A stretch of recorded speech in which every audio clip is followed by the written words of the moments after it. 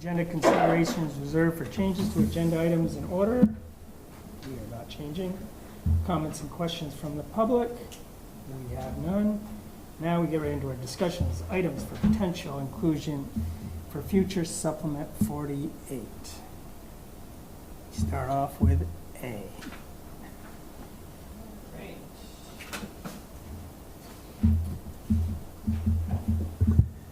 Please bear with me as I go through tonight because I'm taking minutes and talking with you, trying to do this at the same time, so bear with me. So as I was saying just a little bit earlier, I know it looks overwhelming, it's a big packet, but many of these things we've done before. I actually was very close to almost asking you to warn this for a public hearing at the next, warning it tonight for a public hearing in June, but fell just a little short of getting there. How busy last week got. Plus, I added one new thing for you to consider that you haven't seen before. So, if we get through this, I hopefully will be asking you at the next meeting to consider warning it for. So, asking you in June to warn for a July public hearing. But don't feel rushed. We will. We'll get through this. So let's take it from the top. Again, I know it looks long. There's really nothing except for the very last thing related to bar and restaurant alcohol sales. There really shouldn't be anything in here that's new. Nothing has been changed except to maybe add text that you talked about last time and you asked me to bring back to you. So, but it has been since February since we've talked about it. So I'm going to try to go slow. Slow me down if I'm going too fast. Speed me up if I'm repeating things that are just obnoxiously over repetitive. Are we on the discussion, agenda for discussion page? Is that what we're going to be doing? Yes. Okay. Number 4. I'm going to open it up right now. Great, thanks.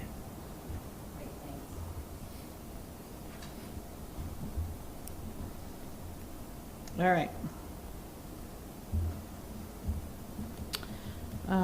Okay, so I'm going to just start with A, rebuilding of unpermitted structures. There are no changes in here since the last time you saw it, and the last time you saw it was an update from some suggestions that you had. I'm going to bump that up. Sorry? I want to make that a little larger, please. Oh, yes, yes. Thank you. Sorry. How's that? That good? Much better. And then attached to all this, so the other reason it looks really big, I think this is the first time that you have, if you go way to the end, is the full draft of the potential updated regulations. You have it all together, so you can browse through. And I do try to put the section numbers in here, so you can go through and see all those. It doesn't work as well, I don't think. I may give you these in 2 separate documents rather than putting them together. I'll drop these into your Dropbox next time separately, because when I do that, it'll give you bookmarks so you can go right to the section instead of scrolling. Because I combined the memo and the regulations, I don't think it gives you a bookmark to jump right ahead to chapters. If I'd done it separately, you could click on chapter 4.04. So I'll do that ahead of next time too.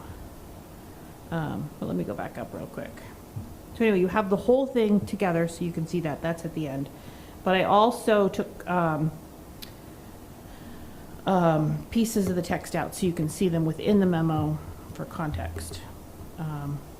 Unfortunately, because of the way that track changes works, I had to put them in as a screenshot or like a picture, because otherwise it takes out the underlining and stuff. So that's why they're sort of in here more as a picture. Okay, so this, just so you can see, this, the intent of this is to address how long you have after a structure has been removed, demolished, or destroyed, either by choice or by accident. So this speaks to both of those scenarios.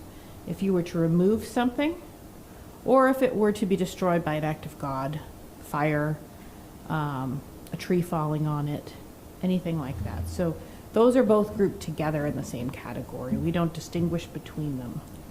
And we haven't distinguished between them, and this continues to group them together. Historically, you only have a year to do that. Now, if you were seeking permitting to do that, you could conceivably seek permitting, get all of your permits in order before you take something down. And then on day one after demolition, you could start your construction, get going, and then you have a year, which depending on what you're building is still pretty tight. If you're building a shed, not that big of a deal. If you're building a whole house, pretty tight. You're building a whole house on a lake or on uneven topography, even tighter. That's if you have your permits in hand. If you're destroyed by a fire or something unexpected, you have no permits in hand, a year is virtually impossible. So we talked about this for a while, and that was a year to rebuild, so be done building, not a year to get a permit. What you guys talked about was to say, let's change that so that you could have oh, I jumped ahead. I'm talking about the wrong one. Nobody stop me, I'm sorry. Hold that thought. We're going to get to that one. That's a different one entirely. This is unpermitted structures. I'm sorry, guys. This is a different type of rebuilding. Yes, it's similar. It is similar. Do you want me to jump to that one since I've already talked through 90% of it? Yes. I'm so sorry. We're gonna go to the. I'm going to jump to that one. That one is letter. You want to go to number G, right? That is. Did you say G, Rebecca? Yeah. That's G. Thank you. We'll go back up to A after this. Start with G tonight. We're all by eight. going along with it. Sounded good. We're down to G already. Okay. So it had been that the language had been that you had a year. So this now says, oh,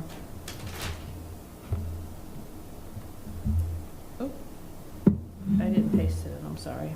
Let me scroll down to 2.12B.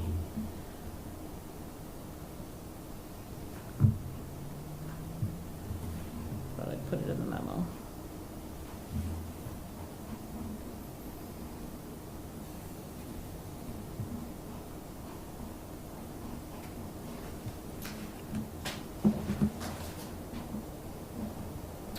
You can see the language.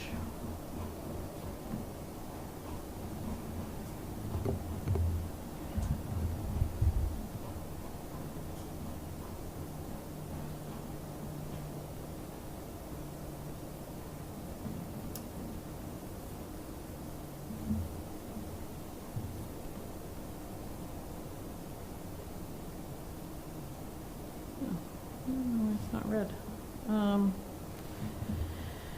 I'm sorry. So this.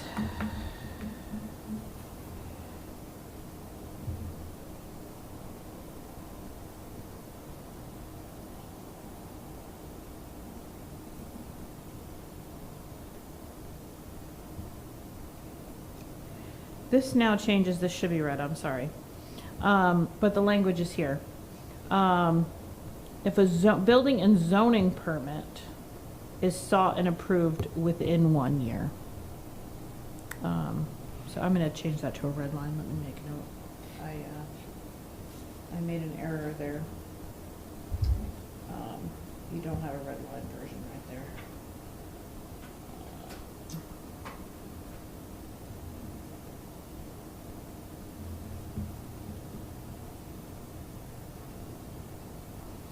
And let me make it bigger so you can see it. This is the amended language, the proposed amended language, but it's not redlined. I apologize for that. What page are you on? I am on page 2-17, which is page 33 of the PDF. So that's 2-12-2, any non-conforming structure damaged, destroyed, or removed may be reconstructed, repaired. So the first part of that is all identical, but where it had said that you have to be reconstructed within a year, it now says, let me make it bigger, and I will, good thing we're not warning for public hearing, but I will bring you the red line next time. If a building and zoning permit for the reconstructed structure is sought and approved within 1 year of the damaged reconstruction or destruction or removal.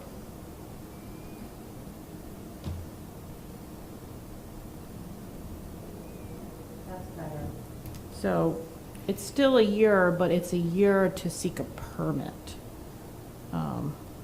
And then, just as a reminder, once you get a permit, and then so the year to seek a permit can be extended by another year, just to seek the permit. So theoretically up to 2 years to get approval for a permit.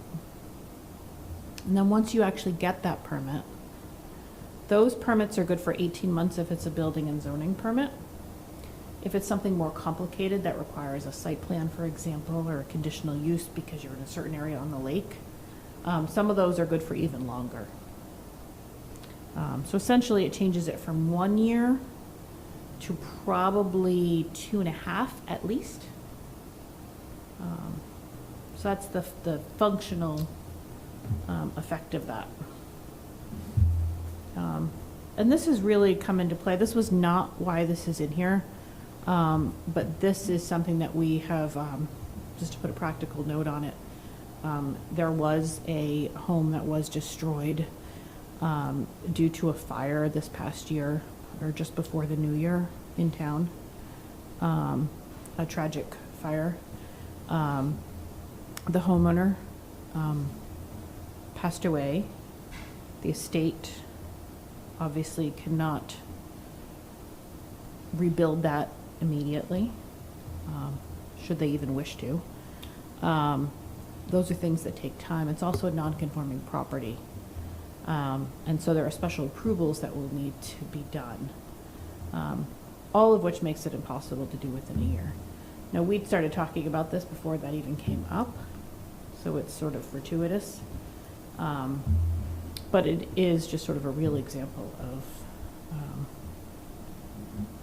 how this actually happens and a property that it could affect, and to no fault of anybody that would have really sort of lost use of their property from a regulation like this. Does that look okay? I will give you the red line absolutely before you even consider a warning, a public hearing on it. I don't know how I did that. So they have 1 year to get a permit, and then how much time do they have to complete the construction? Is that in here? That's elsewhere in the regulations. It already lives in the regulations. So once you get a permit for something, you have 18 months to be substantially complete. So not even done. 70%. Yeah, it sort of varies in what we view as substantially complete. We tried to put a definition in as much as we can. So just pouring a foundation for a house is not substantially complete. Mm-hmm. There is a little bit of subjectivity to it, but all your framing and your foundation and your, Okay, thank you. yeah.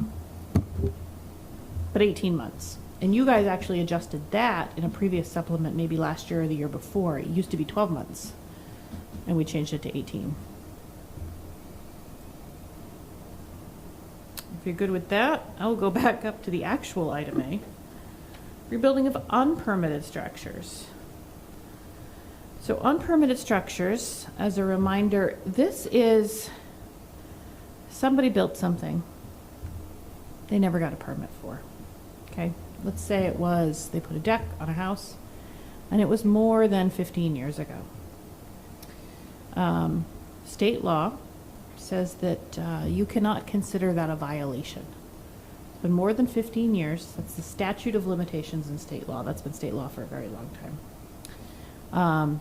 So you can't treat them as though they are a violator. You cannot fine them. You cannot take them to court. Colchester, along with many towns, every town that I know of, has said, fine, we're not gonna go after you, but don't think you can make it worse. You got your deck, you got away with it, good job. That deck doesn't get to become a sunroom or an additional part of the house. You can't make it bigger, you can't replace it, you can't do anything else with it. You got your deck, good job. On the advice of our attorney, we have learned that unless you explicitly say that, there is some potential that you can actually do more with that violation. So if you did get your deck 20 years ago that you didn't get a permit for, or 16 as the case may be, and then you want to take that deck and make it bigger, or turn it into a screen sunroom, or new living space, there's some potential, not entirely clear with the courts, that you can do that.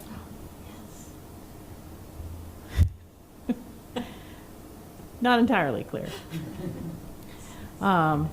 It's not a good thing. So this would make it clear that you don't have rights to that unpermitted structure. And so that's the intent of this, to say that that's an unpermitted structure. It is a structure that is in violation, not in violation, but that you don't have rights to do anything more with it. You get to keep it, but don't do any more. And so that's what this says. What you had talked about as a reminder was to say that we talked about, okay, what if somebody had that deck and they tore it down and their contractor couldn't come to replace it for 3 months? Can they put it back up? I think I had suggested at one point 60 days or something. You have 60 days to sort of, it still counts, especially if a tree falls on it, right? Act of God. And you guys had changed that to a year. So that is in here. So that's for destruction. After an occurrence or event, which destroys 50%. So if you have that deck that you've had for 20 years or 50 years, it's non-conforming, you never got a permit for it, you're not in violation, but a tree falls on it. You've always had it. You have a year, according to this, to replace it in kind. Yeah, still can't make it bigger. You can't do anything extra, but you can replace it if more than 50% of it is destroyed. And the year was what you guys had wanted, so that's reflected in here. Does that make sense? So you wouldn't make them get a permit to redo a deck that never had a permit to begin with? If it's non-conforming, that's the key here, right? Yes. I mean, if the deck was conforming and you lost it, you can rebuild it, right, and apply for a permit? Yeah, that's a good distinction. So so Wendy, where you live, chances are you could get a permit easily, right? You could probably get one. If you had a deck that you never got a permit for and you wanted to make it bigger, chances are you could, right? But if you lived in a place where you were on a tight lot or on the lake or, in the shoreland or floodplain where you could not get a permit today, this becomes more critical for you because you could not get that permit today. Okay. So let's pretend you're on Coates Island, for example. A lot of the properties out there are non-conforming. And so having these non-conforming regulations in place are pretty critical for those properties because they would not be able to get a permit. Whereas if your house had a deck on it, you took it down and it was 3 years before you put it back up, you'd have to get a permit, but chances are you could. You're out $100, but it's easy. We're probably not going to deny it because you're on a standard lot in a standard neighborhood. Same thing with Rich, so he doesn't think I'm just picking on Wendy. Um, So, and that's the case for most people, but there are properties where access to those non-conforming rights become very critical. But again, trying to distinguish between who has access to those non-conforming rights. And they're really intended for the people who had built them in good faith, either because they built them so long ago or before the rules changed. They got approval for it, and then the rules just went and changed, and it's not their fault. And that's the case in many non-conforming places. There was no rules, maybe, for something, and then we came in later and said, "Hey, we should have this rule." And so the non-conforming section is aptly applicable to them. But for the people who snuck in things that they never should have done, especially in a floodplain or something like that, the question becomes, how many rights and for how long should that be afforded to them? So hopefully this takes care of that. If it hasn't been there for 15 years, then you do have the right to go and say, hey, take this down. Absolutely. You can get a permit. Okay. Absolutely. Do people have a right to build if something comes down in floodplains now? What's up? Can people build in floodplains if something's damaged, If somebody has, like by flooding or something? Can they rebuild where they were? if they had a valid permit for it, and it's damaged in a flood, they would have that non-conforming right to rebuild. But if they didn't have a permit, they could rebuild it? If they did not have a permit, they could probably not rebuild it. I think our floodplain's pretty serious here. Probably with good reason. I mean, you see the news every time that there's flooding. Well, the Colchester's been spared by and large since the 2011 flood. So that's largely what that says. This is language that our attorney approves of. And really that comes from a very specific court case out of Burlington where the Supreme Court did find that this was acceptable language.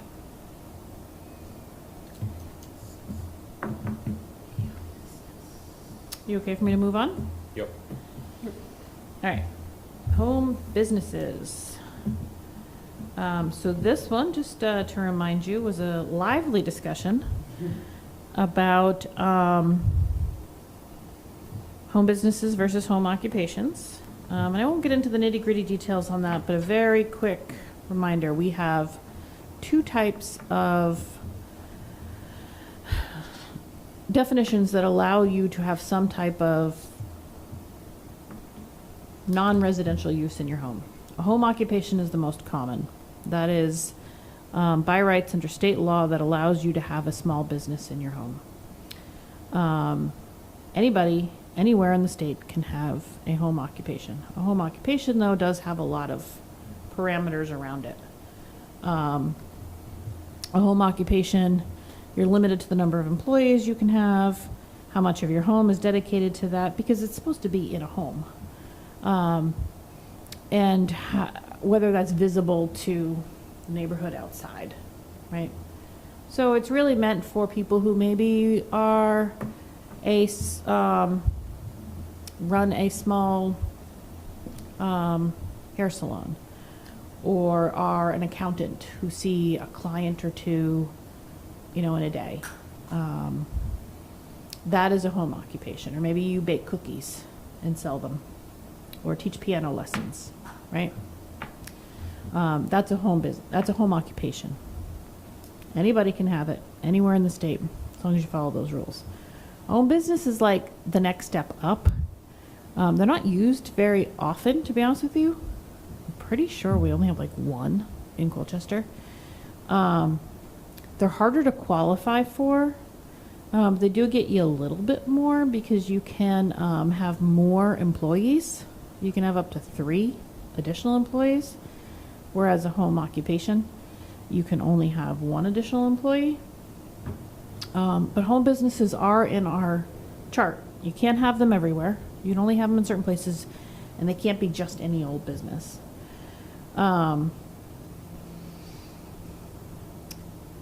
So what this amendment talks about is whether or not a home business, because they are in the table of uses, whether or not a home business has a place, because it is more intensive, it can have an outside presence, whether or not a home business should be allowed in certain types of dwelling units, certain structures of housing.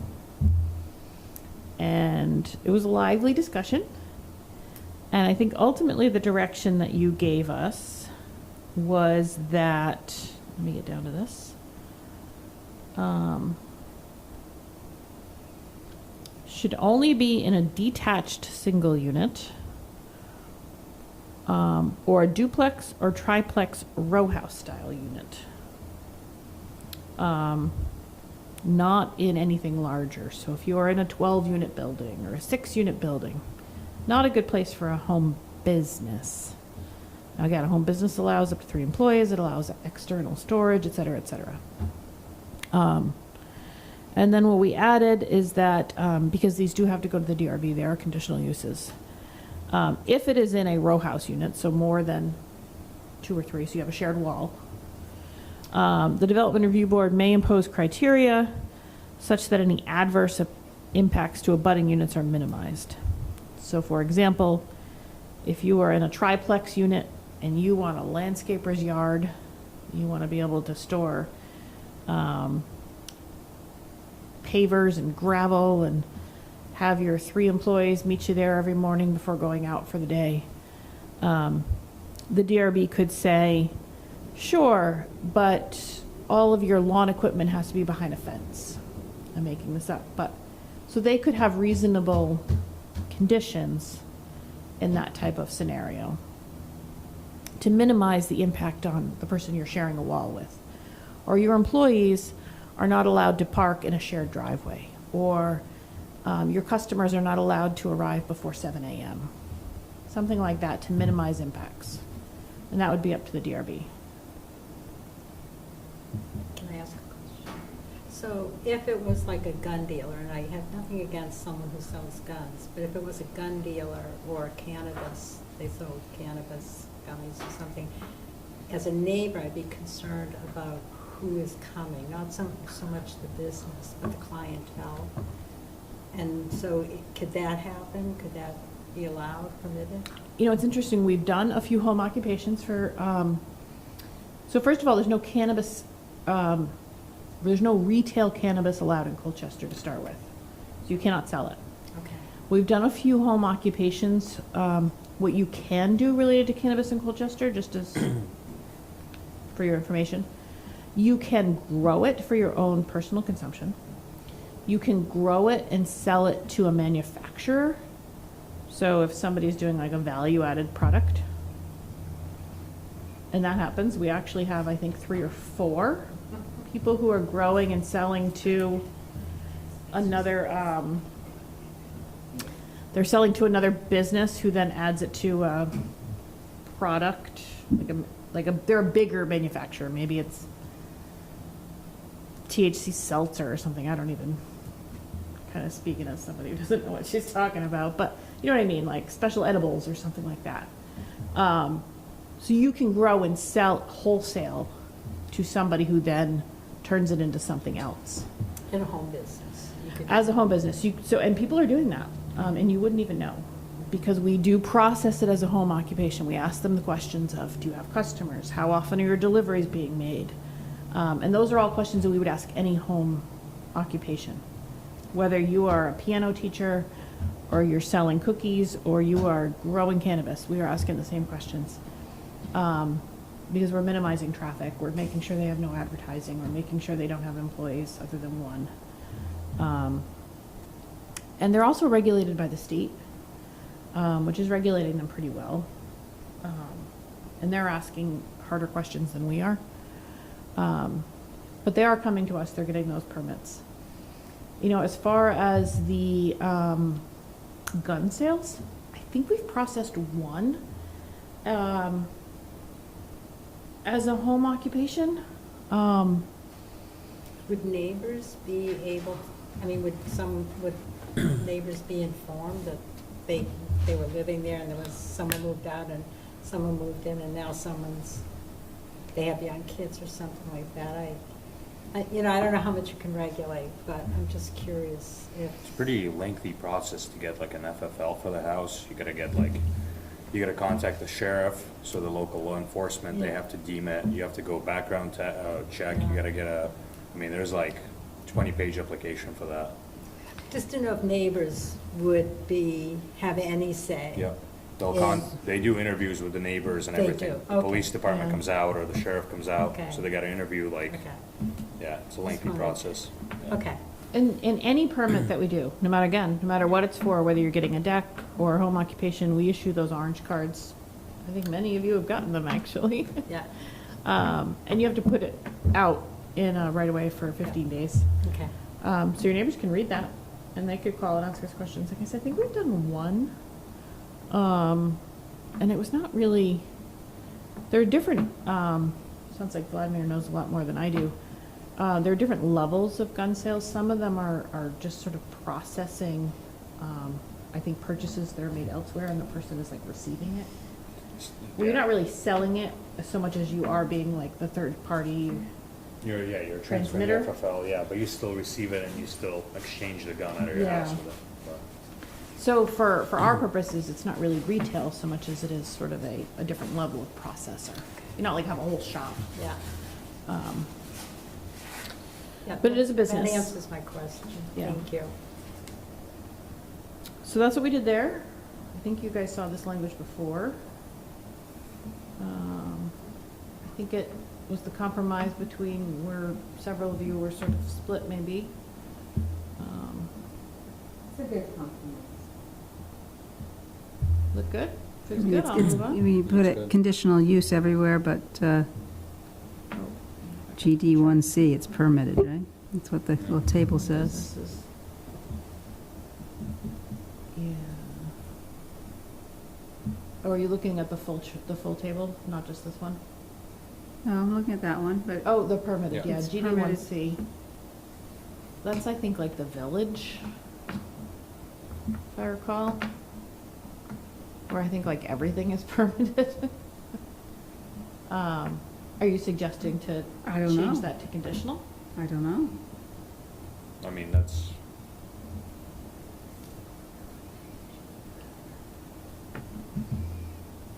Fits, yeah. fits for zoning, to be permitted, part of the deal.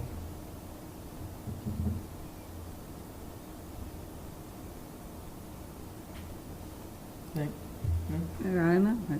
We didn't write it.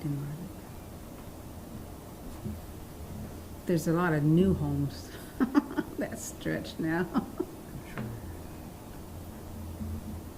I'm just wondering, like, some of them are That's where that is. Or is townhouses. that the fort? GD1C is mostly like Warner Corners to Prim Road. Is that you? That's me, yeah.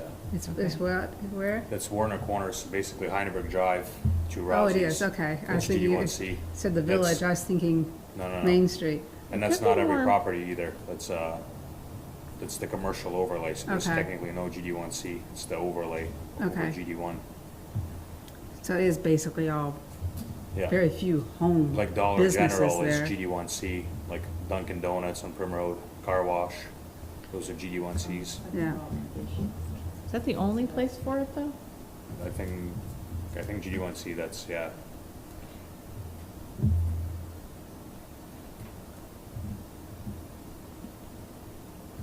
You might have some in the village that from like Spain Puppy over. I think that's GD1C also for a section of it.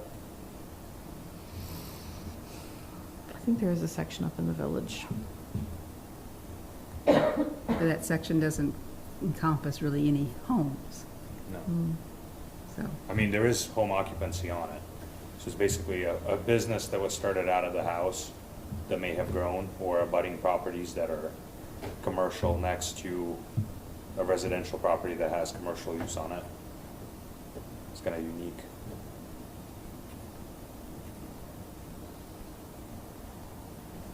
I gotta put my glasses on here. GD1. You gotta go to the overlays. GD1C is at the top here. It's this.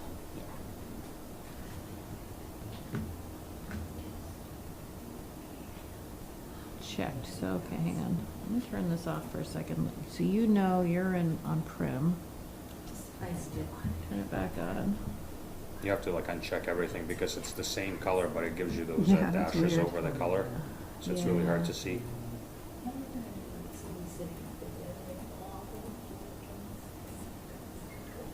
Here we go.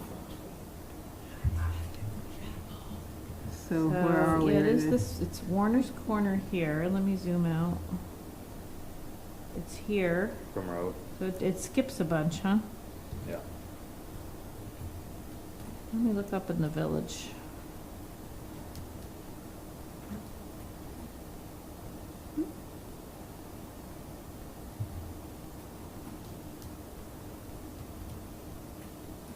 Oh, that might be the only area. Mhm. Okay, well, that kind of makes sense, because there's not that many homes in those areas. It's an overlay. Yeah. Discussion for that. We need to deal with that in town map. Huh? We'll have to deal with this town plan. Bit of a funky.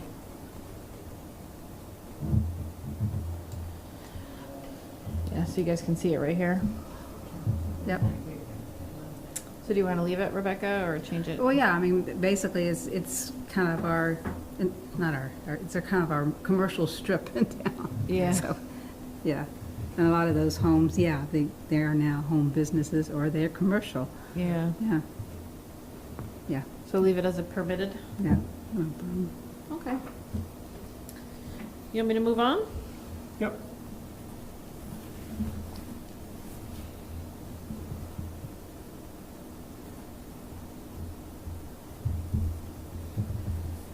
All right, what's next? Footprint for areas outside the shoreland district. Okay, this one goes back a ways. I think we talked about this last in December. So back in 2023, we talked a lot about footprint. Now that was for the purposes of the shoreland district. We didn't talk about it anywhere else. And we talk about building footprint, but not much about footprint. We also say that building footprint refers specifically to the final plat plans, but not for other purposes.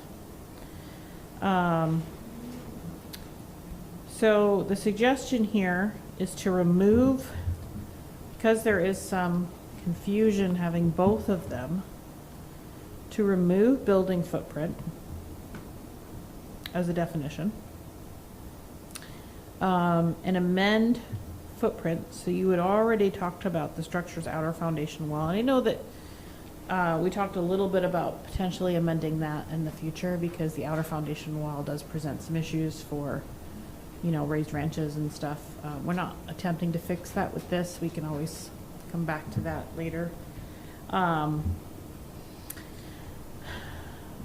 But this adds in the structures in the shoreline district, but also for other non-conforming structures, or for anything that references footprint, where footprint becomes a critical part of the definition in figuring out what's allowed and what's not allowed. Because where we had footprint before, it only said in the shoreland. And so where you saw something before that referenced footprint, it got confusing. This will now cover all the bases for footprint. Did you skip C? Did I skip C? Yeah. Oh, I did skip C. I'll come right back to that one. We're just going G, B, C. It's alphabet soup. I didn't see any red in there. I think that's what made me skip it. I'll come back to that. I'm sorry. We're just took out the home business definition from the table, basically. Yeah, I think that's why. But that'll be a very, very quick one. I'll come right back to that. So for footprint, again, just also providing some more clarity about what happens with reconstruction. And making it clear that just like in the shoreland, if you have a non-conforming structure, and you have these appurtenances, again, your non-conforming structure, you can rebuild. If you had a deck, you still get that deck when you rebuild it, but you can't change that deck into more. You can't convert them to new finished space. So this is just sort of clarifying language to make true a policy that we've already had, that we believe is sort of common sense and should be expected, but putting it into language.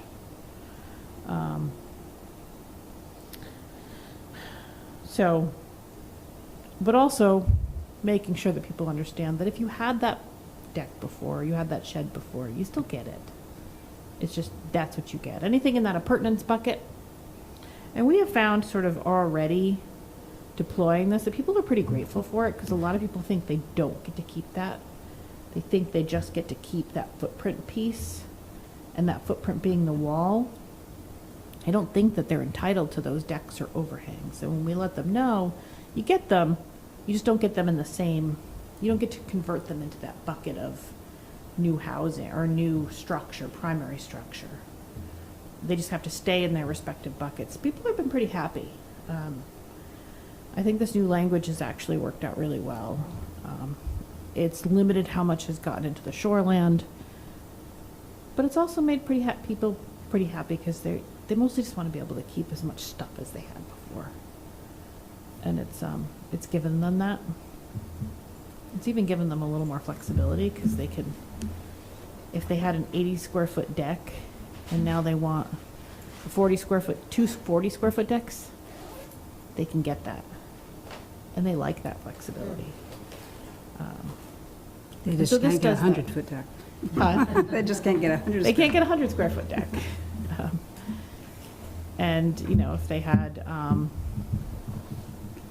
other appurtenances, you know, they like having that bucket that they can play with.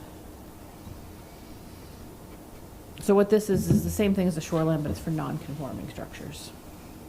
So it's the person who's too close to the road that has to rebuild or something like that, not necessarily on the lake. Sound good? Yep. I'm going to go back up to C that I skipped. So this was the one, we talked about it a long time, even though I think it's pretty simple. We did, I think, get through talking through it because we're trying to figure out the history. I don't know why my red line's not I showing in know, this. there's no red lines. This was a red line the last time I had it in here. That's very odd. Technically looked at it, so we didn't skip it.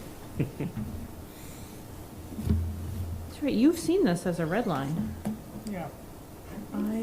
I don't know if we have seen it as red line. I know we talked about it. And this is an image. Okay, I'll have to see what's happening. I don't know that I forgot things. I think something happened technically. So what this did was remove 1.113. Occupant is directly engaged with on-premise commercial use, and struck it. Because it was very confusing. People were seeing that as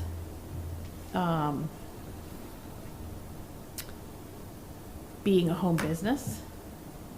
And they're like, I can have a home business. This says so. This says, I'm in GD1, occupant is engaged with an on-premise commercial use. It's allowed. You can't tell me no, Kathy. It says it right here. And it's very hard to argue out of that, to be honest with you. Because straight up, it sounds like that, doesn't it? Mm-hmm. Kind of does. Yeah.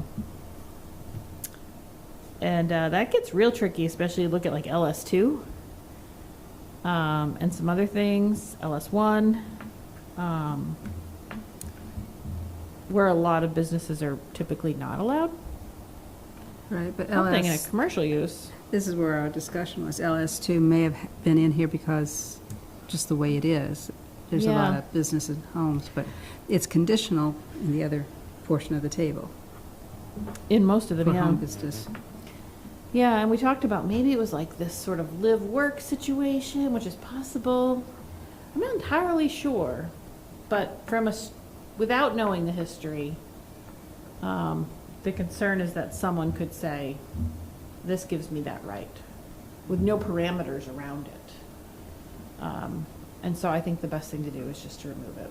I think ultimately we all agreed. So the red line does have that removed. I don't know why it's not redlined here. I'm gonna make a note.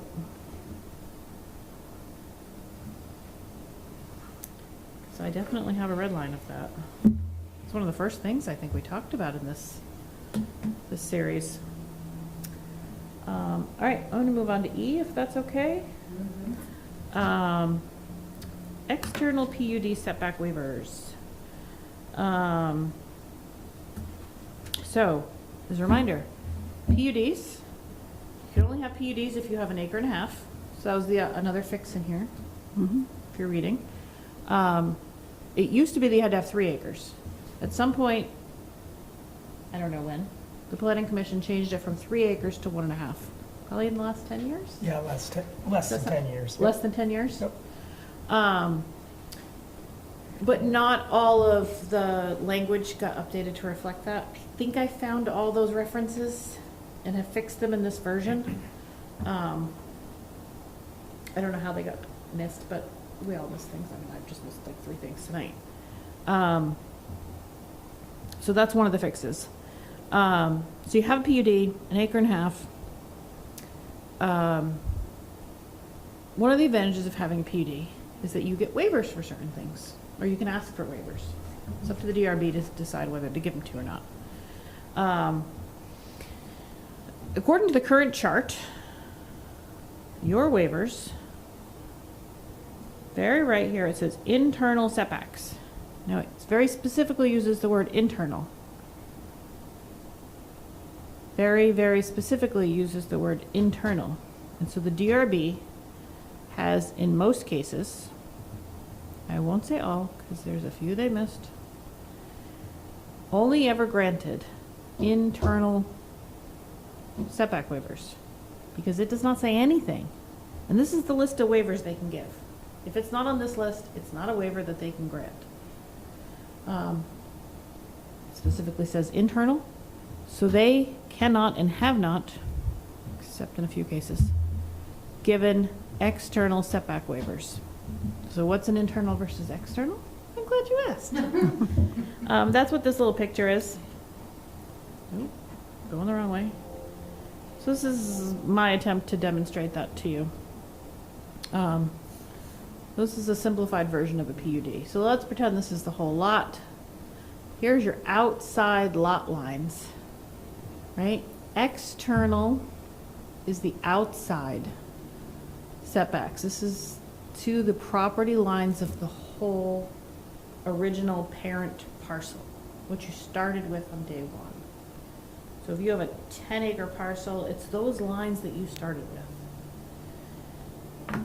The interpretation is that you can't reduce those setbacks from from your neighbors.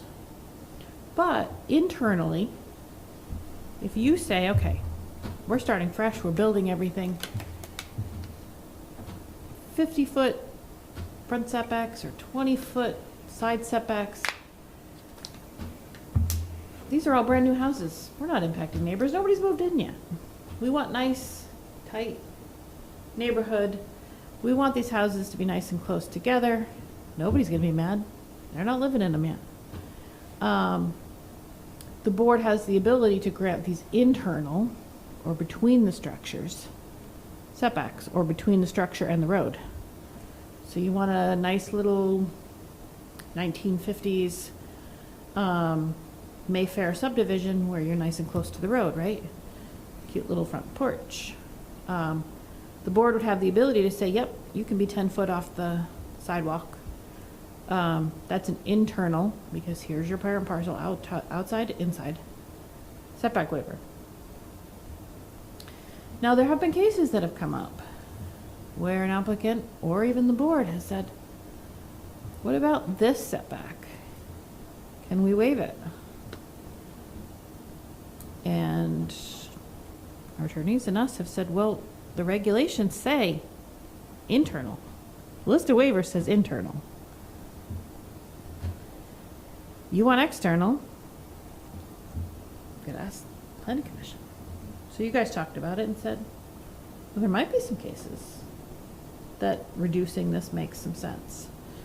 So, what are those cases that you guys talked about? Let's look.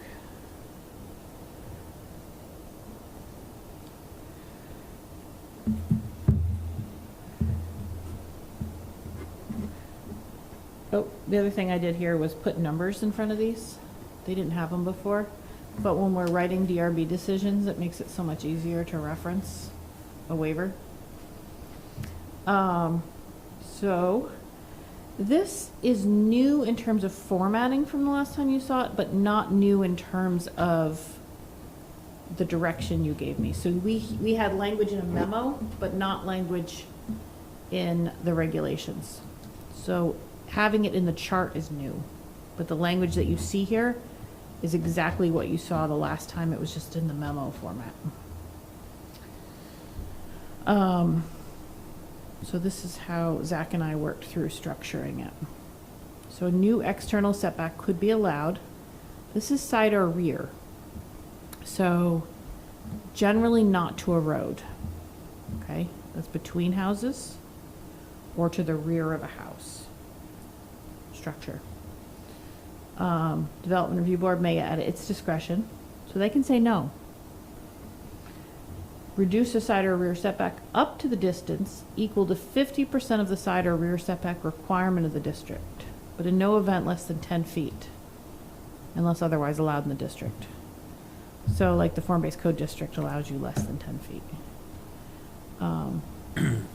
So up to 50%. So if a district allows you, is a 50-foot rear setback, the DRB could make a decision to say, it's 20, we're going to allow you 25 feet. This doesn't change the, if there's a, like a subdivision with 2 front yards though, it doesn't give them any exemptions on that. With that language though, does it? Not in this, not under F, but it does under H. Okay. Front. So that it's not arbitrary, we also added language to help the DRB figure out whether or not to grant it, because arbitrary is bad, the courts hate arbitrary. So in determining the reduction, the DRB shall determine whether the reduction creates undue adverse impacts, and that's defined in court, in statute, or in, not statute, but it's defined in case law, on adjacent properties and natural resources. So let's just say that you are a trucking facility and the property to the rear of you is a daycare or a nursing facility or a dense residential neighborhood. If you're going to reduce that district, that might bring the noise or the lights closer to that property. That could create more adverse impacts on that adjacent parcel. And the DRB may say, no, we're leaving that setback in place. That's an important buffer, right? It may be that you back up to a giant wetland that nobody's ever building in and nobody's ever living in and nobody's ever passing through, and you're not having much of an impact. So the DRB is going to consider that. And we also added in or open space amenities, because what we hear sometimes is people who build out the entire piece of their property, they fill up everything, they ask for you to reduce the setbacks so they can put more in, and then they're like, what do you mean I have to put in a recreational amenity? I'm out of room. I don't have room for a trail or a garden or a basketball court. I have no room. Well, you would have had room if you didn't reduce that setback. So that's what that language is meant to say. So that's side or rear. As Vladimir pointed out, if you have a through lot with a road on each side, you do not have a rear lot. You have 2 front yards, which is good to know. That's for a residential PUD. For a majority non-residential PUD, this is the case where added in some language about whether or not you abut a non-residential use. So that's kind of the example I just gave. I sort of jumped ahead. You're a trucking facility, you have a lot of lights, or you're a storage facility, you have a lot of lights, you might be open at all hours, you have a lot of noise maybe, and you abut a mostly a non-residential lot. Might not want you to get closer to that line. But you know, if you're Costco and you want to expand next to Wendell's Furniture, it's a different scenario. Potentially. Likely. So those are what those 2 things are considering and why we're drawing a distinction between residential and non-residential, because the impacts are typically different. Front setbacks. So front setbacks are always measured from a road. So keep that in mind. So right now, those cannot be reduced. But there are some scenarios where we're like, what's the big deal if something's closer to the road? Well, what's the big deal? Sometimes it is, sometimes it's not. Well, if you get closer to the road, is the road likely to be widened? Do we need that space? What is the purpose of a setback from a road anyway? Well, if the road's ever going to be widened, it's important to have that space available. Is there room for other infrastructure? Sidewalk, rec path, trees, snow storage. It is New England. You need some space to put the snow when you're plowing. And so you don't want to reduce your building setback so much that there's not room for that. Somebody could request, so the next bullet is to say, in granting a setback waiver, the board doesn't have to give somebody everything they ask for. Somebody says, I'm supposed to be 50 feet, I want to be 5. They could say, 20 is appropriate here. So that it just says that you don't have to say yes or no. It could be something in between. We want to include our public works director because we are talking about roadways here. So no front setback waiver unless the our public works director is involved, because he's going to know what the future of that roadway needs. And no reduction in setback from I-89,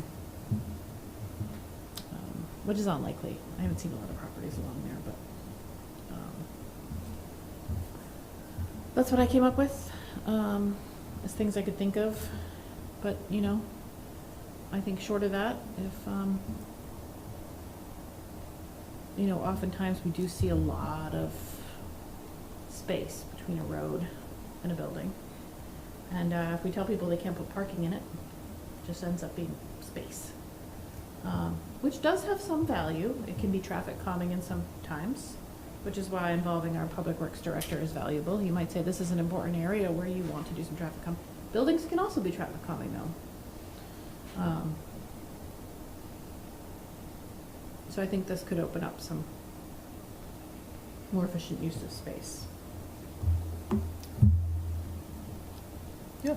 So does it make it so that you can create more of a sense of community, like sidewalks with front porches, so if people are sitting on the front porch, they could be close enough to talk to the people walking by? Absolutely.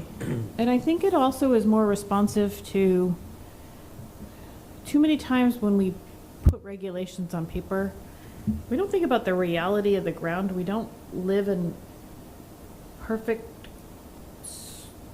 we don't live on perfect land. Land has resources. There's wetlands, there's topography, there's, there's slope, there's a lot of stuff going on out there. And it might be that front setback is the best land that's available on that site. And the rear part of the lot is totally unbuildable. That's like where the wetlands are or the bad soils are.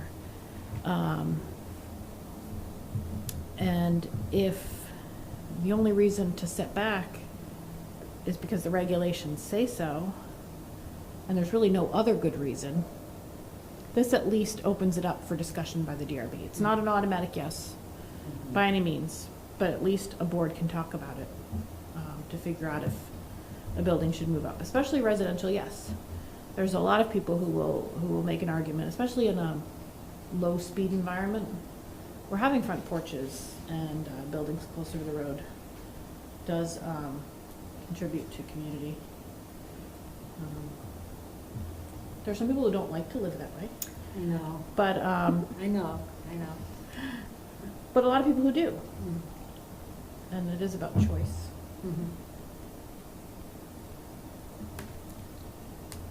And again, these are just PUDs. These are all PUD waivers. That's another thing that's important to keep in mind. This is not just your one-off building lot.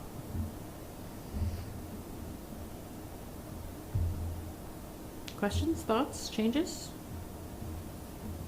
Sounds like a good start to me. Sounds good. So, but yeah. Yeah. Okay. This is very similar to what we were just talking about. So instead of setbacks, buffer requirements. So, yep, you have a setback. You can't put a building in certain things. But we also have a requirement that within that distance, in some cases, you have to have an actual buffer. You might have to actually put trees in or other landscaping to create a buffer between two things. Now, this is buffer requirements that already exist within a PUD. Those buffer requirements only exist in residential PUDs. We have, believe it or not just residential PUDs, we have commercial PUDs. So if you are building a new 9-lot subdivision next to something else, you have a requirement along your boundary to either keep or plant new landscaping to hide yourself, essentially. And that's what these requirements are. Depending on your district, depending on how big you are, here's what you have to do. If you're already landscaped, you don't have to do anything new. If you're not, you have to get there. What we hear a lot from is that, the biggest things that have impacts are actually non-residential PUDs. So you might have, for example, a storage facility where they clear all the trees and they've got lights on 24 hours a day. And they are right next to a bunch of residential houses. And there is no buffering. They see the cars coming, they see the cars going, they hear the cars coming, they hear the cars going. They see those lights on, those security lights on 24 hours a day. Especially at night, I guess, is when you're seeing the lights. Which in Vermont, in the winter, is like, 18 hours. And there's no buffer, there's no landscaping requirement. That's one example, but we do hear it a lot. And even the DRB has asked us, like, you sure we don't have to put a buffer in on this type of PUD? And we're like, no, not really. So we talked to you guys about whether or not buffering made sense for non-residential. You said yes. Seems like it makes more sense for non-residential even than putting in a housing PUD next to another housing one. So this is what we talked about at the last meeting. Nothing has changed since then. So these are the districts. And here is the potential buffering. They are no more, they're no more onerous than a residential PUD. And again, these are PUDs. So if you are just a building on a lot, you've just opened up a, Amazon warehouse. At least you're not those guys. I wouldn't go so big. Well, let's just say you've just opened up, a shop selling dog toys. You don't have to do this. Yeah, even if it's a brand new building, you very likely don't have to do this. You're probably not a PUD. But if you do fall in PUD territory and you are getting those waivers and you're getting things out of it, this is your payback. This is what you have to pay into. So it's this buffering. And it's up to. So the DRB can waive that, depending on the scenario and the situation. And then again, these are cases where you have vastly different uses next to each other. And it's just an attempt to address that, because when that happens, we get those calls, and we often have to say, I don't know what to tell you.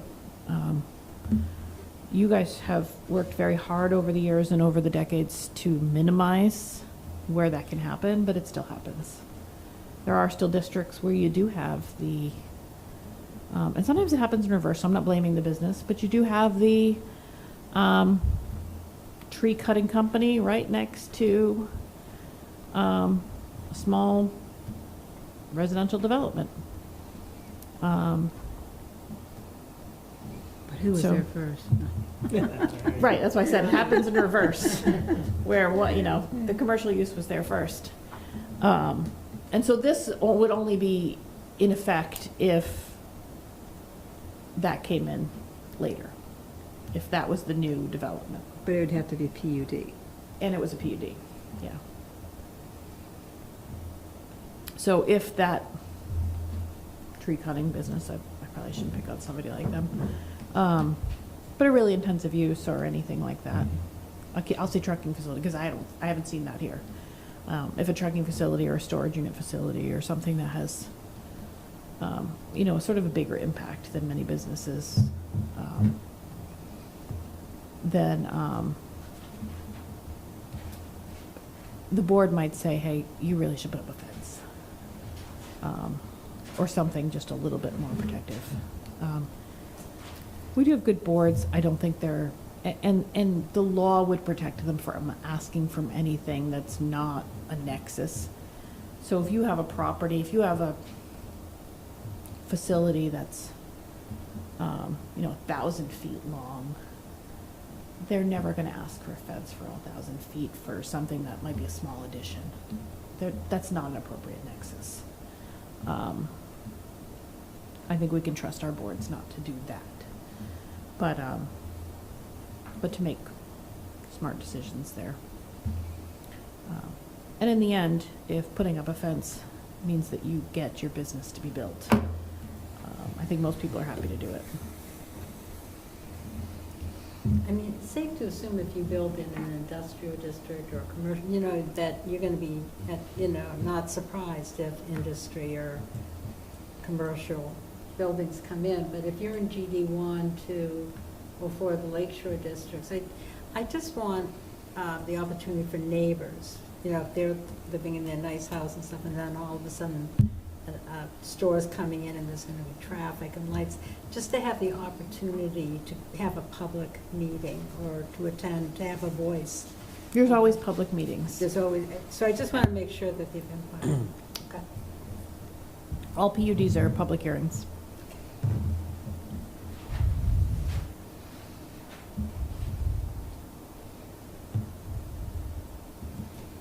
And then this one I added, to try to limit how much lighting is placed at a property line.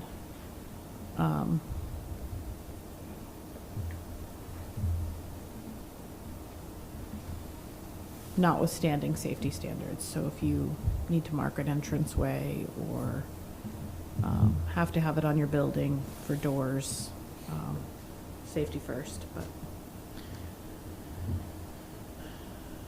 any thoughts, comments, questions?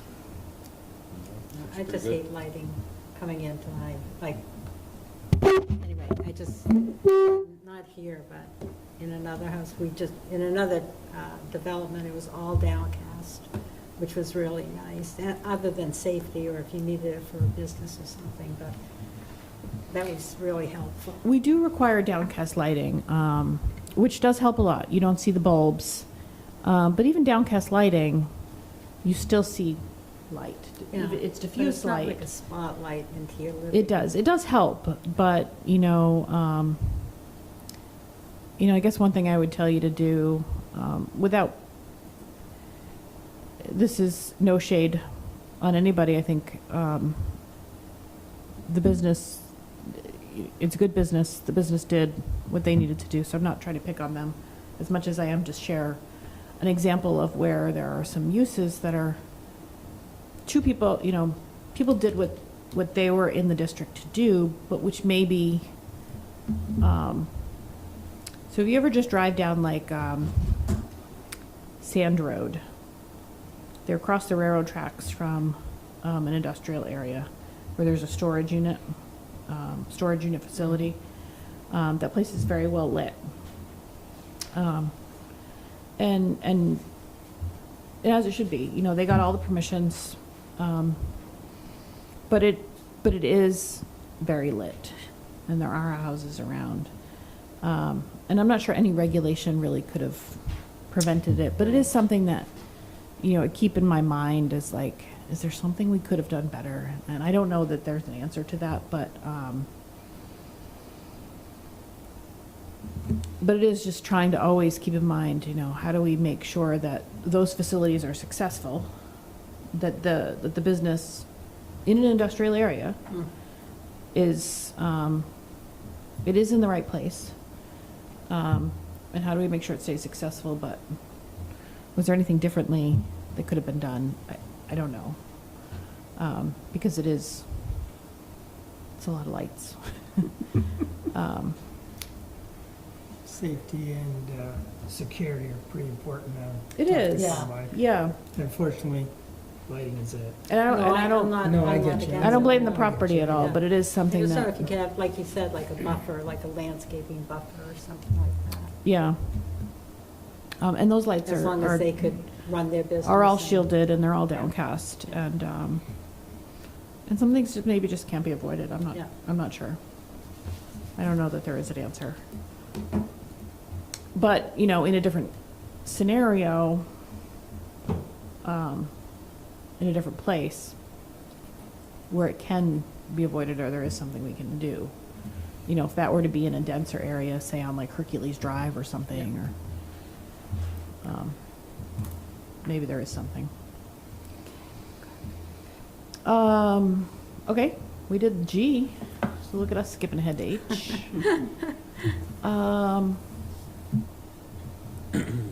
Oh, this is still in here. We never finished a conversation on this.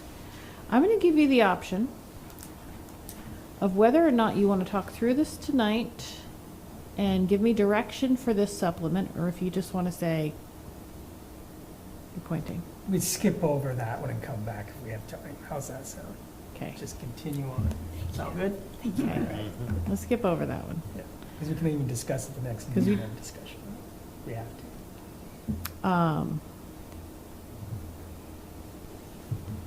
So this one I think is fairly simple. It is brand new though, but I think it's simple. So, I think, I didn't look back very far, I have to be honest with you. But I think this goes back a long ways. So in our regulations, we have definition for restaurant, we have definition for bar. In 2025, they're almost indistinguishable. There are some places that are very clearly a bar and a bar only. They don't serve much food. But those, they're drawing closer together than they used to be. And I'm old enough to be able to say that. But I think their definitions are still throwbacks to when they were very different.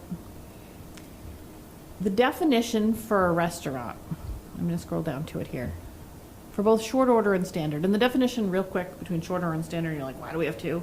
Short order, think fast food, counter service. Okay? And they are distinct for a reason, because traffic, wastewater, their needs are very different.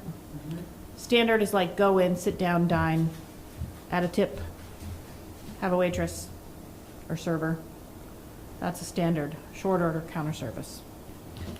But under both of them, the very definition says you could only sell alcohol on premise till 11 p.m. I don't know why 11 p.m., but at some point in history, somebody said restaurants 11 p.m. Their liquor license has no such distinction. Your liquor license does not, other than whatever the state law is in terms of how late you can be open, your liquor license does not say whether you're a bar or restaurant.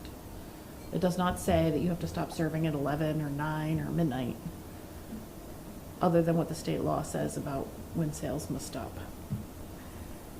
We say 11, and if you serve after 11, you are a bar. Our table of uses, though, have a distinction between where bars are allowed and where restaurants are allowed. Never pay much attention to it, and I suppose it's one of those things that I'm like, I'll fix it someday. Except back in the fall, early winter, ahead of New Year's Eve, had some restaurants who were like, we really want to stay open and have a New Year's Eve party. We're just a restaurant. This says we cannot serve liquor after 11. What are we going to do? And I said, look, I'm not working on New Year's Eve. I am not driving around in Colchester after 11. You do whatever you need to do. And that was not comforting, actually. They said, we don't want to lose our liquor license. It's too important. And so can you just give me permission? I'm like, I kind of just did, but it's not written. And they said, no, I need written permission. I said, I can't do that because these are the regulations and I can't change regulations. Call it a private party. But you can't have a private party in a restaurant because restaurants may only sell until 11. So here I am. I promised them I would ask you about changing this. It seems kind of silly, actually. I think it's a throwback probably to decades ago. Yeah. I come across this here and there with stuff that makes me think, oh boy, did my grandpa write this? Because, I mean, most restaurants, they probably close at 11, so it's They not probably an issue. do. But They if probably they wanted do. to, why not just? They have their liquor license, they could, Yeah. whatever, 2 or 3 o'clock in the morning. I don't know what it is for the state, but Right, right. And Right, I they do a little imagine, private party, so it goes to I midnight. imagine there are restaurants, like I'm pretty sure that like Rozzi's, for example, is considered a restaurant, not a bar. They're primarily food. yeah, Um, depending on From a what time zoning of day. Close enough. I don't know. They serve food without drinks. Sure. Yeah, I'm not It's sure. open So late, though. they couldn't, like, I think of the boating, population that comes in the summer, so they couldn't have the restaurant deliver. I thought we used to be able, we passed along the state that you can now deliver alcohol. There could be a delivery of alcohol with meals or something. I think so. Yeah, with COVID, right? You, like But I takeout, think they extend, I think. takeout liquor sales is a I thing think now. It they used to kept not it, be. so it wouldn't have to stay on the premise, right? They could bring it to, to a boat or something. Yeah, Not after 11. not after 11. though. Not in this town. But I think bar is like 11 o'clock. bar is like you're lucky if you That's a can good one. find food. Like bar is like you're probably not ordering food. And I if you gotcha. are, it's like 4 things. Gotcha. Right? Hot Like Pockets. it's what? That, Give me some example, Wendy. You know. Okay. Well, that place got Last Chance down in Winooski, they sell Hot Pockets connected to. Is that the food you get? With, like, Oh, not I you. never I mean have, collective no. you. But it's like that makes it legal because it's selling food in the bar.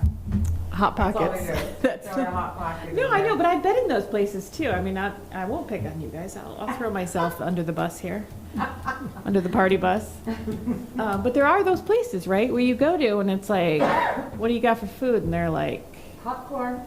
yeah, they've got like Peanuts. popcorn, beef jerky, and pickled eggs, Yeah. right? And you're like, what do you want? Yeah. But Hot Pockets, that's pretty good. That's not know. bad. That's the closest thing to real food I've ever But I think that's meant to be like, that's what I think of as a bar. Yeah, that's a bar. That's a bar. Like So we got All we need to Jello. I fix don't that know. is cross off this little piece 11 here and add this little guy down here. Yeah, and then We're off and running. and then if they want to have So a they New Year's could- Eve party or Can they deliver alcohol and food to the boats after 11? Cross I that don't off. care what they do, as long as the Department of Liquor Control Yeah.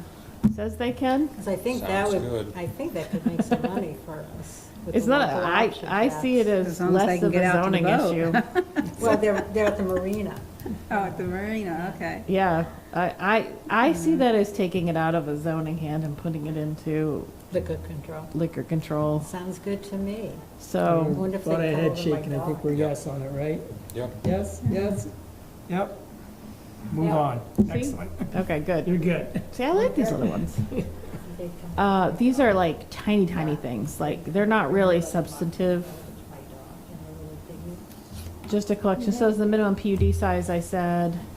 Acre and a half.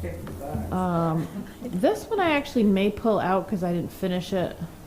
Accessory structures, accessory buildings. The language is used interchangeably in some places, but it's in a lot of places. I don't know if I'll have time to go fix it all before next month, but I'll try. It does get confusing in some places.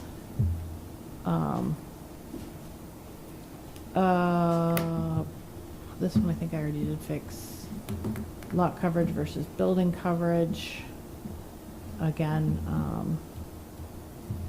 it is distinct. There's a difference, but sometimes it's used interchangeably when it shouldn't be. Sometimes our definitions, it's not just Colchester, a lot of towns seem to do this for some reason. There are actual standards related to things that end up in the definitions. I find that to be really confusing. And since we were already talking about home business, I noticed that this is one of them. So there's some standards related to home business that live in the definitions. But there's also a section on home businesses. You have to know how to read both to find out what all the standards are. Yeah. So what I'm proposing is to take, it's not new standards, but just take the standards out of the definitions. Put it all in the same place. So anybody who wants to know home businesses can read it all in the same place. And we're not like, surprise, you missed half of it. Yeah. Makes sense. Same thing with variances. Half the standards live in the definitions. I don't even know why I list fix a spacing error. I probably can do that without your permission. I'll put it in here anyway. Fixed titles in chapter 9. I think I just showed you that one. And then change some of the table numbers. Oh, that's not on this list, okay. What's that? Oh, did you point it out somewhere? No, it's just, I don't have it on the list here. Right? We only have 3. Right. Oh, yeah. On our, Oh, did I not copy it? to on the our agenda? notes here, Okay. I put it in the memo, but not the agenda. yeah. Okay. Yeah, I was trying to, as I was updating it, I was trying to copy and paste, and I may not have edited it all. I'll finalize that before. I'll make sure they're consistent. But I was adding things as I went. It lives in 3 places. It lives here, and it lives at the top of the memo, and it lives on the agenda. So this is just like the tables. Tables are inconsistently numbered. Some are numbered like 9-1 if they're in chapter 9. Some are like 9-A, B, 4, 6 based on where they fall within subsection, which is, so I've changed some of them so that if it's the first table, it's 9-1 regardless of what section it's in. If it's a second table, it's table 9-2, which is commonly accepted as table numbering. First table is always 9-1 no matter what. So I did fix some of those. UD size, oh, and then here's the whole set of the regs. Did you want to go back to ADUs or no? Yeah, why don't you give us a definition on that, of what our thoughts are on that? ADUs? Yep. All right, so let me catch you back up to a problem statement and then where you guys were. Problem statement. Here is the problem statement. So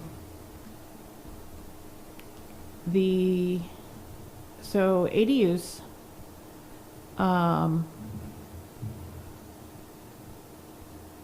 are calculated, what did I write in here? To say 30%, so you figure out a size. State law says 30% of the principal dwelling area or 900 square feet, whichever is greater, which guarantees everyone at least 900 square feet for an ADU, which is nice. So no matter what size your regular house is, you get at least 900 square feet for an accessory dwelling unit.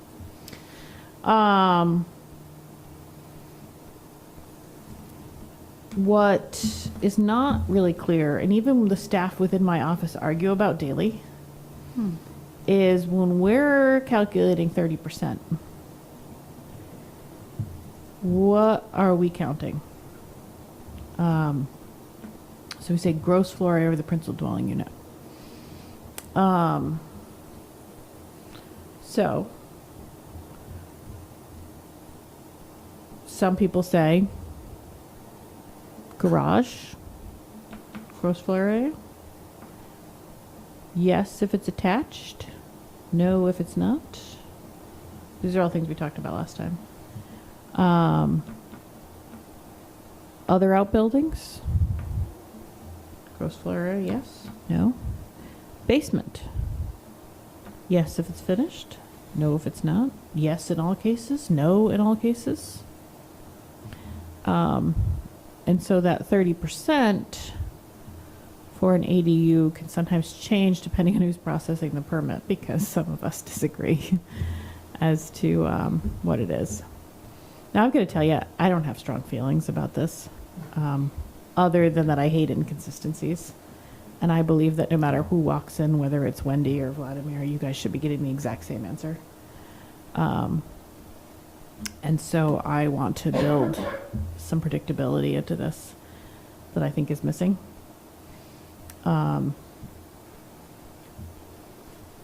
You have an option to allow that to be 30% of as much as possible.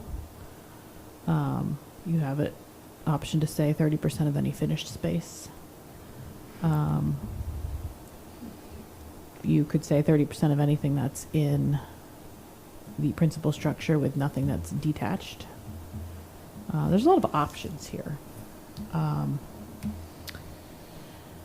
again, I have no professional or personal recommendation for you, other than that I think consistency is really needed.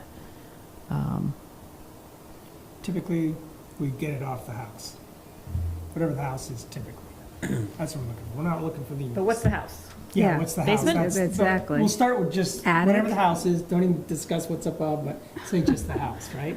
Now, we eliminate any buildings outside of that house. Yep. Yes, that's got to start somewhere. Guess somewhere, but an attached garage is It's part a- of the no, house. we didn't get that far Okay. yet. First All right. question is Outside detached buildings. outside a detached building, yes or no, I would say. That's where we would start. No. I don't think it Let's should be see. included. The interesting part is sometimes that detached garage can be the accessory dwelling unit. Absolutely. Yeah, I get that part. Can it be both? They get one shot, so they can do one ADU, and they Yeah. can build it into the house. or They can could, build it okay. into the detached garage, or Gotcha. it can be separate, correct? Gotcha. It can be separate. the Yeah, ADU. ADUs can be attached or detached. Okay. Right. Okay. So the first question is, do we do it part of any buildings outside of our house? Our living structure? Don't worry about what's in there yet, we're gonna get there. So if you've got a big old barn that's 30 by 40 on your property, I think it should be either or. Pick one. yeah, So, but you can't combine them. You know what I mean? So yeah, it's that's what I'm either- saying, yeah. right? Yeah, it has to be either or. Either or. Yeah. So do we just say Yeah. living structure, we start with that? One shot. One shot, ADU. living Okay. structure. Yeah. I mean, it's not in stone yet, but that's where we start. Okay. Okay, now we jump over to that living structure. What do we like in the living structure? Wait, you're jumping. Did you give me the answer on the first question? What's that?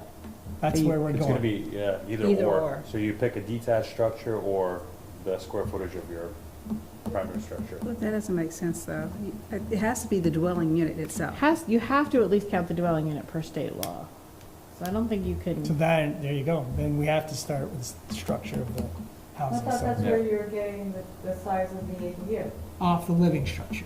off the living structure. So but we can decide not to include anything else, just, because some people want to say, you know what I mean? Yeah, so no This is all part of our detached. property. okay. So we're just down to, this is where you live. Now, when we get to this is where you live, do we include the garage? Do we include the basement? Which I think Is it we're within- at least as a staff all consistent with. Yeah, I don't think we've ever counted detached okay, so structures. we don't have to worry about it. As far as, we like that idea. Okay, So I'm pretty sure that's one thing that we are all right. all in agreement So on. the state statute doesn't define accessory dwelling unit at all.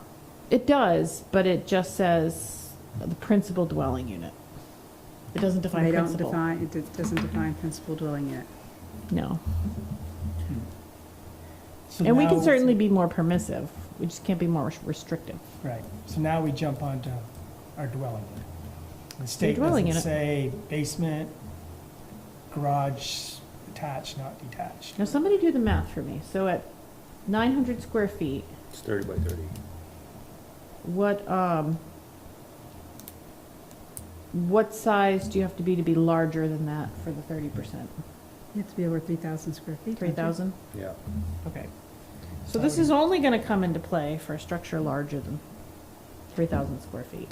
Yeah, and I've only had one structure that met that because it had 3 stories and didn't count the basement. Did not count the Did basement. not count the basement. Had no garage, so that went. didn't count But it. that brings up a good point, like Rich said, if you have a barn that you wanna convert to an ADU, and it's a 40 by 50 barn, and it's detached, Yeah. can't but you just it's- convert that by itself, or would that even be, you know what I mean? Well, it could become the accessory dwelling unit, but it. But it has to be square within the footage- square footage of the house or 900 square feet of the state. So that kind of restricts the conversion of that barn. Yeah, you can only use part of it. Yeah. I could convert part of it. Yeah, Um, you don't wanna do that though. So usually when, like, I'm gonna say real estate brokers, when they come in, look at your house, they would say, like my house, 2,400 square feet. It does not count the garage. It's just the living space. Right. And What if the garage is converted to, if it's finished? it can be converted to accessory dwelling unit. No. Yeah, but what if it's finished, and the town has a definition for finished space? So the garage could be a garage, but it could be finished. It's not livable So it could still though. count as, It's, but, it's not occupiable. but it considers to be a. Well, see, therein lies Yeah. part of the rub in our staff, because those are two different words. So, finished is a definition that our assessor uses. I don't know if it's a state definition he uses, or if it's his own definition. But finished, per our tax office, many garages are actually finished, because to be finished, you need to have 3 of 4 elements. Floor, ceiling, windows, heating and cooling. I think you Probably. have that heating, at I least. think it's insulation, heating, and flooring. And it's obviously Or electricity. an Kitchen apartment. heating. For it to be Am I getting well. that wrong? Yeah. Well, I always get one wrong.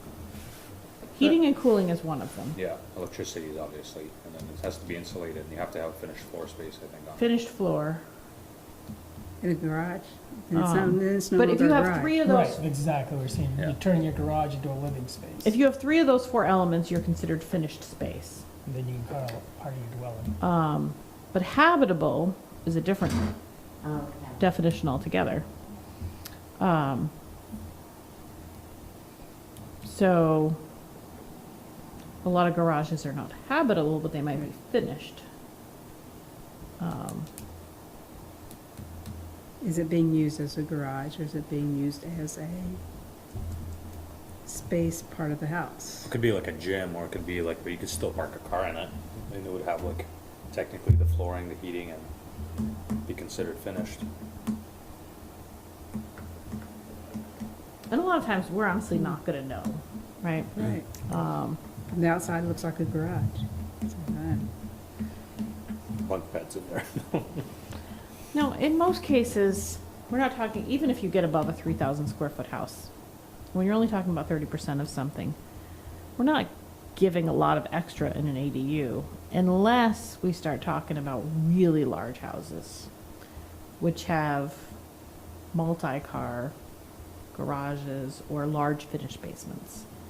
Really, it's the basements and garages that start to add up. So let's just say you have a 4,000 square foot house that has a very large basement, which is finished, and a large 4-car attached garage. You could start to get up, and these homes do exist in Colchester, where you have 6,000, 7,000 square foot homes. And then they want an ADU, and some of those ADUs start to get very large. They get bigger than some houses, yeah. They get bigger than many houses, yeah. So,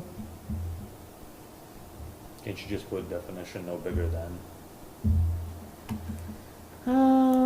no, because the state law says Yeah. 900 or 30%, whichever is larger. So you cannot put a cap on it. My But you- gut says garage is a garage, it's not part of the house. So Whether you it's go living attached or space. detached. Okay, what about the basement now?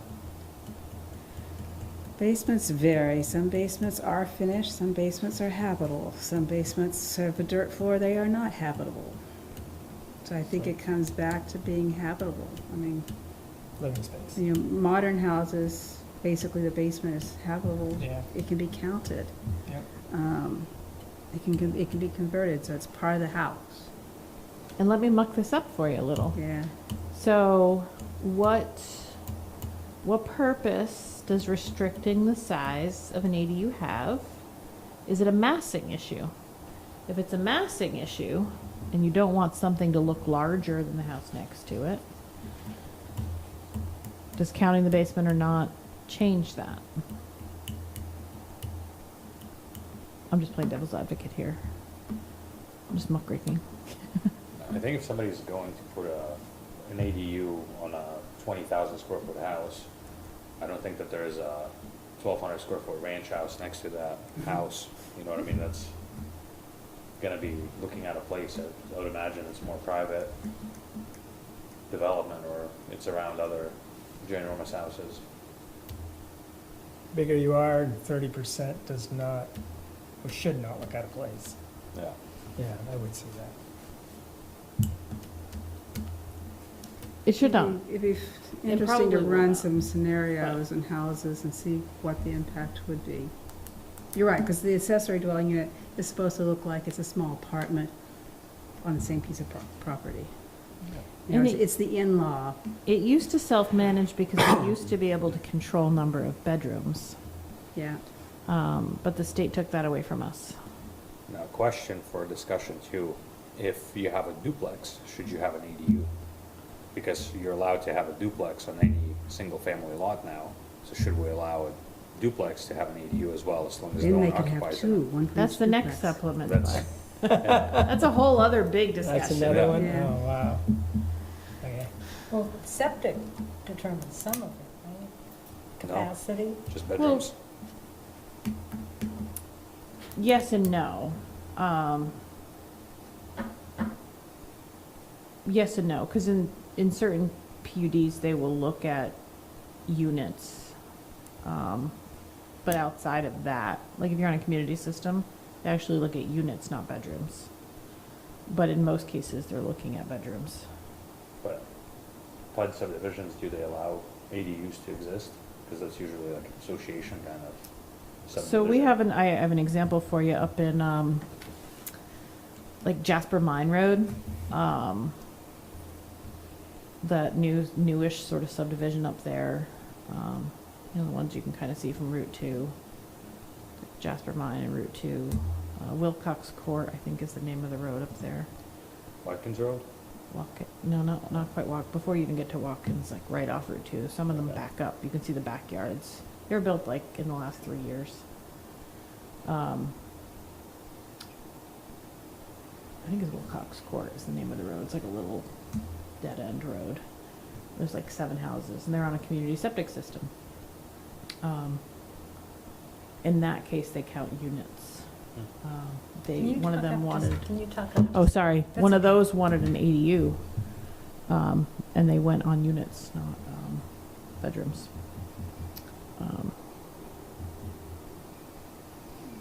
So unless they do their own private septic system for the ADU, they can't have it essentially.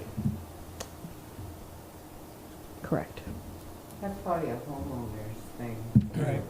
Oh, yeah, that was a state wastewater thing. Yeah. The state wastewater, they couldn't get a state wastewater permit for it. I don't know how common that is, though. So, I mean, I think that this is a problem that'll come up maybe once a year at most. But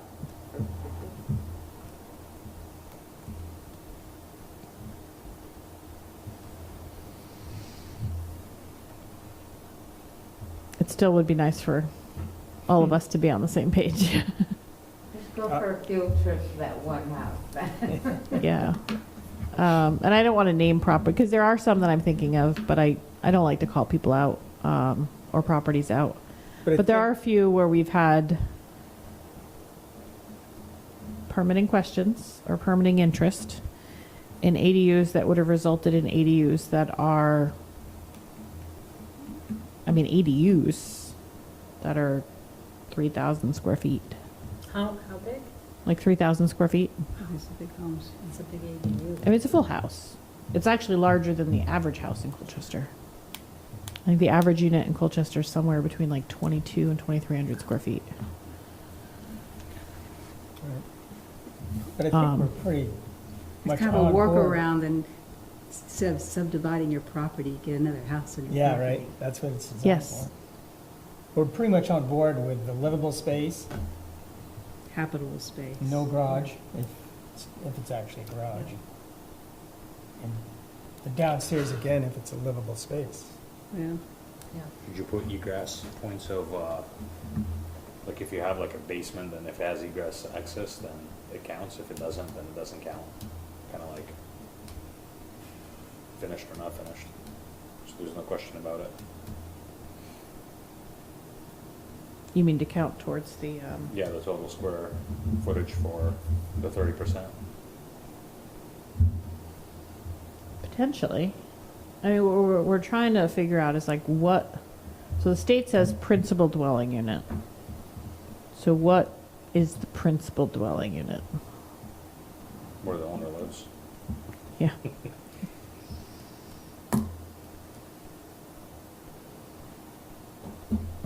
Yeah, I would think so too.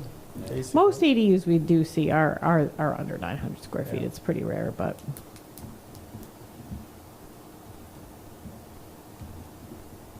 But that could be changing. I mean, more and more people are, with the cost of housing. But they're waking up to this ADU thing too now. They are. Big We time. see we see quite a bit. I think I counted 23 permits last year for ADUs. I'm surprised. It was a lot. Yeah, So they can add another bedroom and septic if that wasn't in the original permit? It's my understanding, not being a wastewater expert, that you can either add another system, you can upgrade your system. Yeah. Your system may already be But if it isn't- established. If it's only established, let's say, for 3 bedrooms, Yeah, we and could- you're adding a 4th, You can remove a bedroom in your house, yeah, make you it an could. office. You could, I'm just and then- saying, yeah. you couldn't add an extra bedroom without looking at the capacity of the septic. You'd have to Yeah. You'd have to look at. We you'd have to see, re-perk. Because you're adding a kitchen too. we see a wide variety. We see some people shift bedrooms. They'll remove one from the principal unit, put it in the ADU. We see some people, it's actually pretty common that a lot of houses were built with a permit for an extra bedroom. Like, a lot of them have 4-bedroom septic system wastewater permits, Gotcha. but they only built a Three. 3-bedroom house, Yeah. so they have one to spare. Some of them will go out and get another septic system or a wastewater Yeah. permit. Their soils are good Okay, enough. I just wanted to, Yeah. I just didn't think it would But be okay yes, if they part just- of our permitting system is that they have to show us that they either have a wastewater permit or capacity, a And letter they have from to the meet the state. setbacks and all that, yeah. They do. It was a small lot. Yep. Although there's a lot of ways around that because, if you start as an accessory structure, you permit as an accessory structure, you just permit it that way first, and then you can convert it, Hmm. so. So look at it this way now. Do we have enough conscious opinion here for you to write something down now? I think the basement is just the only one, Right. because some basements are not habitable, but some are. And are we excluding, half the population? from I mean, no using matter their what, people will basements? get their 900 square feet. Yeah. So that does make me feel better. I think there was a time when if you didn't include stuff like that, like a basement or a garage, people were getting pretty squeezed. You were talking about ADUs that were in the 200, 300 square foot Yeah, size. that's why the 900 really makes sense, yeah. And when that was added, when the 900 was adjusted, I think it made a big difference. Really opened it up for a lot of people.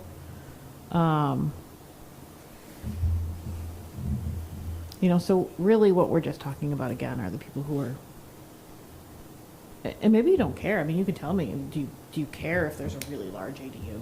Maybe that should have been my first question to you. Well, I mean, if it's going to be a very large ADU, it must be on a large piece of property, too. Yeah, I'm trying to think of the one example that I can think of 2 or 3. They're larger, but not like really large. They're probably But like they 2 would acre parcels. sit on the the property properly, I guess, as far as massing, it still looks like it's just a little bit larger home, Yeah. yeah. And they can rent them, right? They could be a rental property? Yes, absolutely. As long as you can only rent one. Yeah. As long as the property owner still stays on site. Yeah. So you can't rent them both.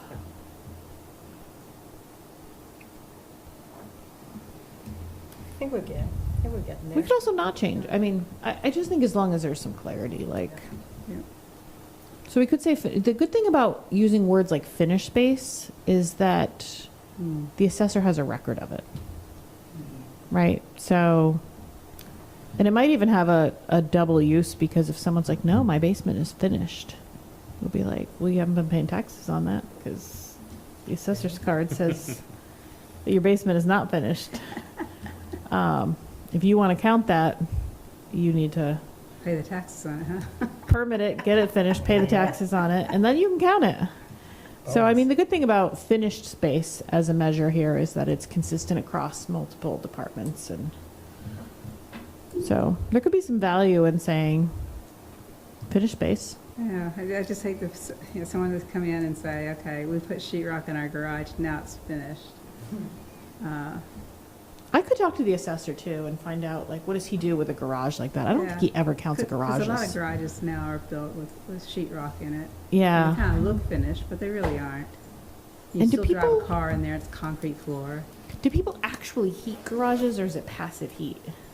They're heated usually. They do? My garage Huh? is heated. My No. house is My older old than house every was person heated. sitting Yeah. here, so. Your garage is heated? My Yeah. old one was not the one. Oh. Mine is I too. want it heated. Your house is, your garage is heated? Is that pretty common? So, yeah. doesn't Number cost one that rule much living in if it's Vermont, my truck fits in the $20 a garage. Yeah, we can only get one car in our 2-car garage. Got all my husband's tools in there. Oh, there you That's go. it. All right, so I think we're done with it. That's Sort it. of. I think the garage is still another issue, I don't know. Yeah.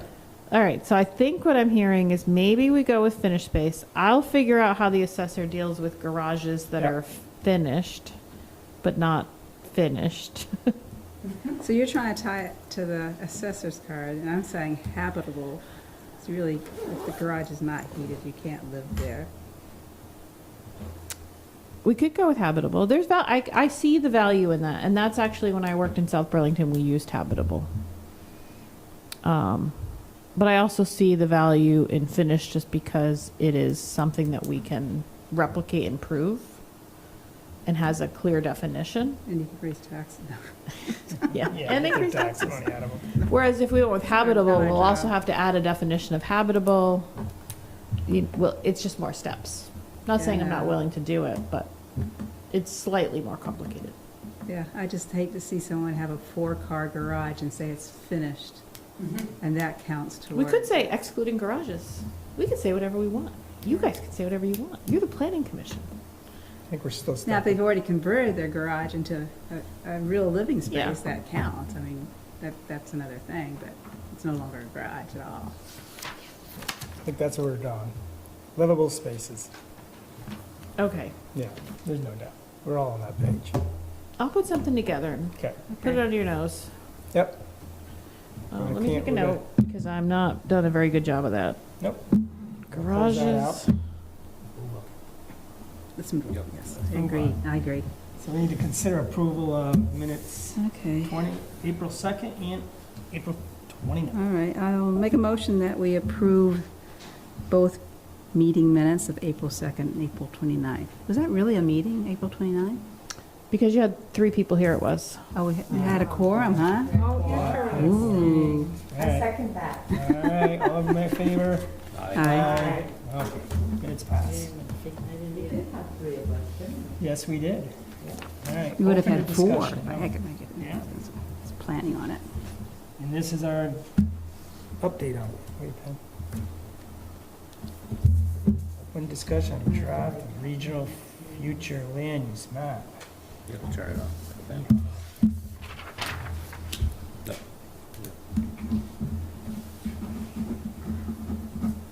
April monthly report, that was in here? Did I miss that? I didn't have it in time. I always put it on the agenda because we can't produce the monthly report until the 1st at the very earliest. And I was writing this agenda on the 1st, so I didn't have it yet. I have it now, but we'll save it for next month. Oh, I think I'm running out of ink. But I can tell you a little bit about it. It was a very busy month. If you compare April of 2025 to April of 2024, we did like 75% more work. Wow. In terms of the number of permits issued and, Was most of it housing, or was it? I didn't look that closely just yet, but, you know, if you ever look closely at our monthly reports, we compare year over year and month over month. And sometimes they tell a misleading tale because sometimes it's just that we do a big push at a certain day in the month. And so when you're only talking a scale of like 25, it can look a little misleading. But I think legitimately, we just had a really busy April. A lot of permits and a lot of real estate sales have picked back up. As you guys may or may not know, we do these Bianchi letters, so when you sell a house, buy a house, we do a report, if you request it. It's not required by the town. So those were up as well, April of 25 over 24. And it is busy. And it's a tough time to get busy because we have a staff member who will be going on parental leave for the summer. And so we are, if you see an advertisement, it's because we need temp help to cover that through the summer. It's going to be a challenging summer. It's only 3 months. It's only our 3 busiest months. But we have some promising leads. We have some good applicants. So hopefully it works out okay. No, we couldn't train up an intern and a staff member and pay both. No. So we had to, unfortunately, bow out of the intern program for this year. Hopefully we'll get back in it next year because we've been very lucky. We've been so lucky that I tried to recruit last year, any of our previous year's interns to come work for us this summer. It turns out they all have other plans, lives. Because they were so amazing. We would have taken any of them. When our next meeting is? Yep, that's what's next. Okay. Okay. Next meeting, Early Probably June, right? June. I don't think we talked about anything odd. Let me just confirm. June 3rd? June 3rd. Tuesday, June 3rd? Sounds good. Any challenges for anyone? Travel? No? I'll be back Should be by good then. there. Yeah, session, Maybe. maybe. Should be. Way Get on to it. say it out loud, Wendy. Force it. When's your last scheduled date? We're scheduled for 18 weeks. May something. Nice. May something. She's got Something. X's on I the always calendar. I always try to Those keep track rookies. of how much I know. Get out. a vote counts, when someone calls for a vote count. I sit there, because I'm A, so I go first. So I'm trying to figure out how much this is costing. There you go. So I found out that we have 18 weeks, and I forget, I think it's is it $900 a day, maybe? It might be around $900 for each vote count. Yeah, sweet. I just get annoyed sometimes when someone calls for a vote count, and it really, I don't mind vote counts, but just, I think we have to use them judiciously.